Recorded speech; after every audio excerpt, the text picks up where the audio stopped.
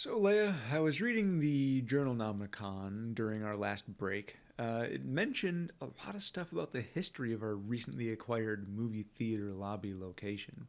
Ooh, does it explain why or how it became haunted?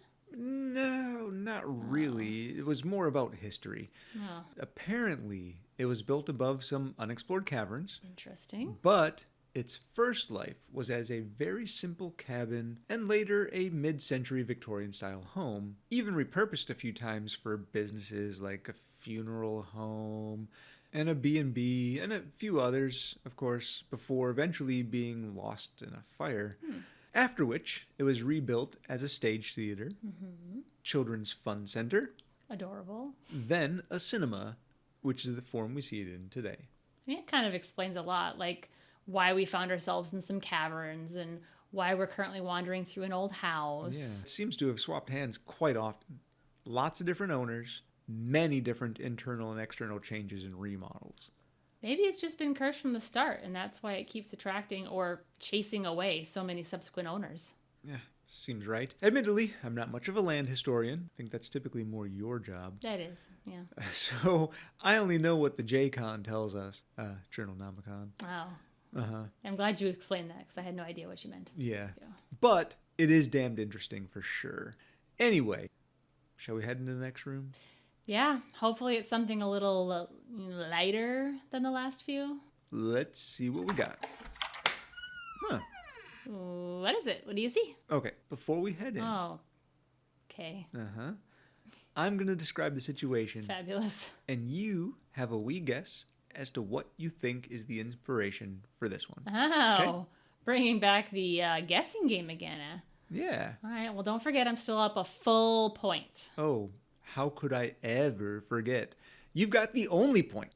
Think of a movie with nasty little slug-like creatures that try to take possession of a host Look. by crawling in their mouth. Come on, Brandon. Brandon, come on. Uh-huh. You've got to work on your hint game, man. I mean, really, the slug-like creatures hint gave it away already. And besides, it's one of my favorite horror comedies. It's 100% Slither. Shit. Yeah, okay. Let's get through this room just as quickly as that guess then. I don't see any bipedal hosts from the doorway, so just cover our mouths, I guess, and we should be good, yeah? I'm already ahead of you. Come on, race you to the tape. Oh, damn, Leia, hold on. I just gotta... Okay, game on! Watch out, Brandon. These little creatures are persistent. Also, there's a huge slithering mound of them in the corner. Ugh. They're slow, but I think if too many of them crowd us, we might have a problem. Yeah, thanks for the heads up. This room kind of looks like a kitchen. Ooh, your favorite place? Yeah, I love being in the kitchen. Yes. But, oh, God, Leia, check out this island. Stainless steel. So easy to keep clean. Yes. Think we can get one like this in our house? Wonder if there's any food in here we can take with us. I'm so fucking hungry.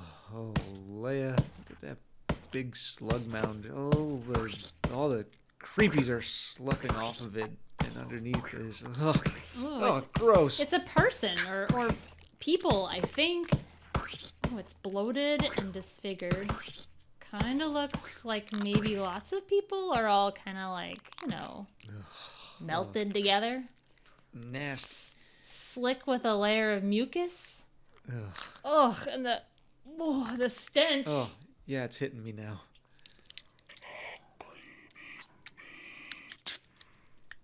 Give me some meat. Ugh. Nope, not a chance. We know how this goes. We're just gonna grab our cassette tape and be on our way. Sorry, big fella. Oh, come on. Just a nibble.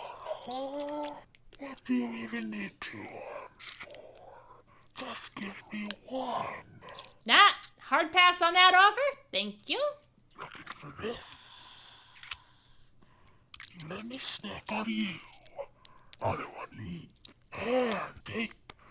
Deal? Counteroffer. You give Leia the tape, she leaves. Then I turn off this gas and I won't explode us. Brandon, no. What do I get out of that? Ever so glad you asked. I figure, after I turn off the gas, if you can catch me, I guess, you get to eat me. Brandon, no! Brandon! Oh,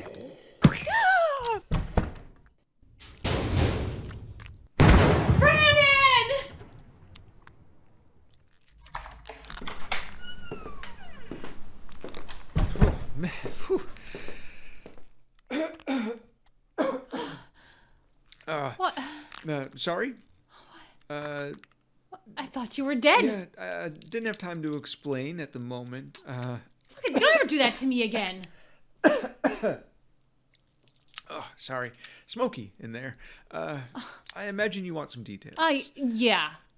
I took a little inspiration from the movie, but changed the plan just a tad. Whew. After you had left or been pushed out the door, I ducked in the kitchen island. Remember stainless steel? Mm-hmm. And I realized they were empty, of course, because I saw all the pots and pans had been tossed out before we even got there. So I shut myself in, tossed out our lighter. Room was full of gas. You can put two and two together. So I don't think we're getting that lighter back. I'm not gonna lie. I'm shocked it worked. Honestly, Brandon, that little kitchen island should not have saved you from a gas explosion.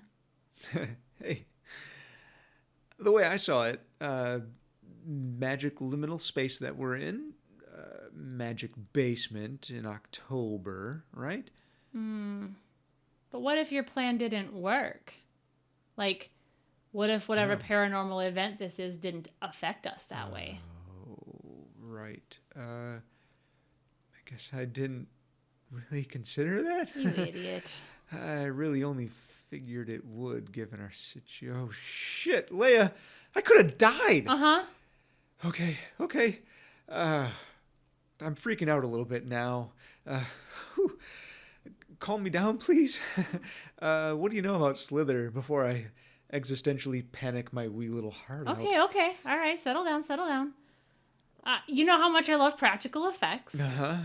Well, there's a scene in the movie where, like a really giant Grant, he's like the monster that Yeah.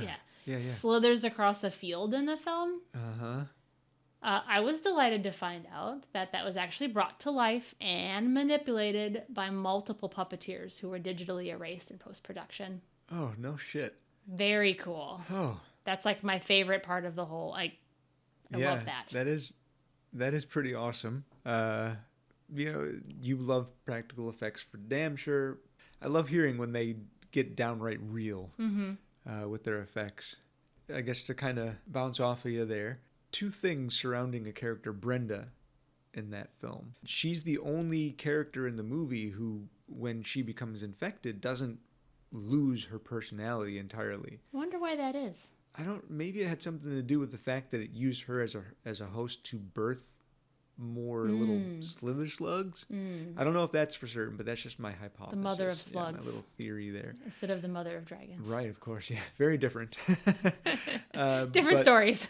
Another thing from a practical effects standpoint with Brenda, when she was shown in that barn as pregnant Brenda, she had to crawl into this giant 3-foot long prosthesis effect because that also was done practically. Oh my God. Yeah.